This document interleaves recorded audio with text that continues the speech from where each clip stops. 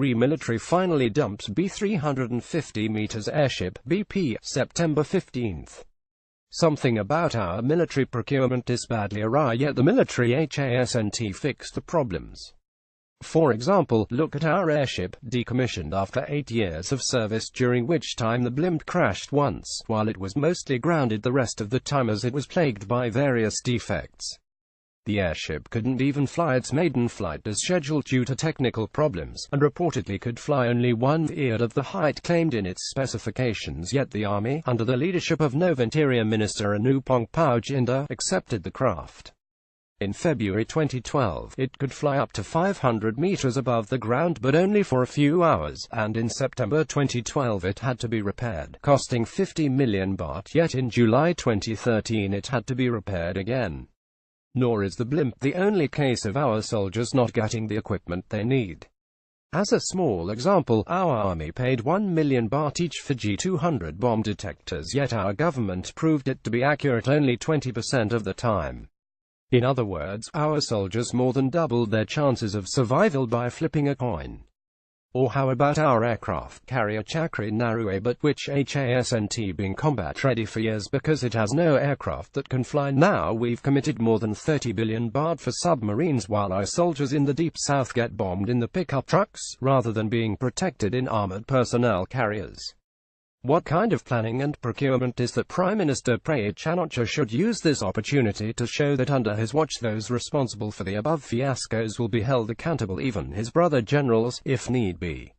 Also, the whole equipment planning and procurement process should be reformed and made transparent from top to bottom so that our soldiers have all the equipment they need to protect us and nothing more. Burin Kantabutan accountability up in the air. The report on September 15 about the military's ill-fated airship did not mention the somewhat unusual circumstances surrounding its procurement.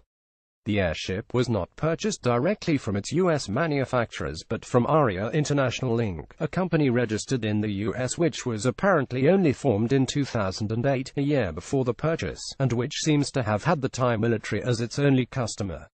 Subsequent to the sale, this company's shares were reportedly trading at 1 cent, and the most recent quote lists the current share price at $0.0006. According to the contract with Aria, the company's staff were to train military personnel to pilot, effectively utilize and maintain the airship, but if that support was indeed provided, it didn't stop the airship crash landing on its first outing, nor did it avoid the faults which left it grounded for most of the time.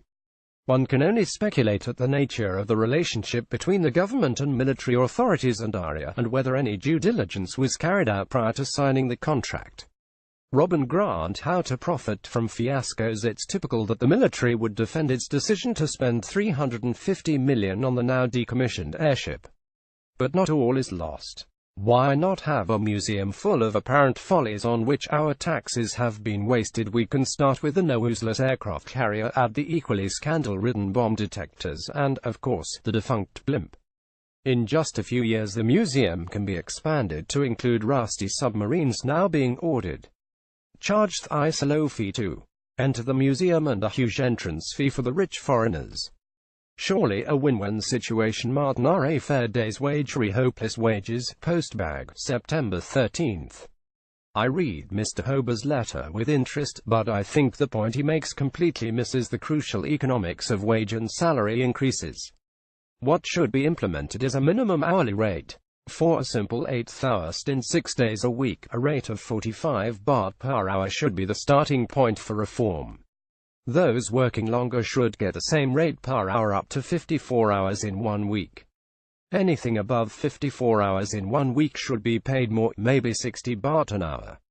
Those on salary should be compensated with time off for working extra hours in the same way, and the pay structure adjusted to keep the same differential between qualified professionals and manual laborers both working 54 hours a week. This proposal would not produce the same type of resistance to reform and avoid unnecessary and huge inflationary pressures on the economy as the 133% rise suggested in the letter. It should substantially improve the incomes of manual workers and low-paid office staff without the pain of significant price increases in the shops. Just a thought. Peter Fairless at last. Sanity prevails at last. Common sense prevailed.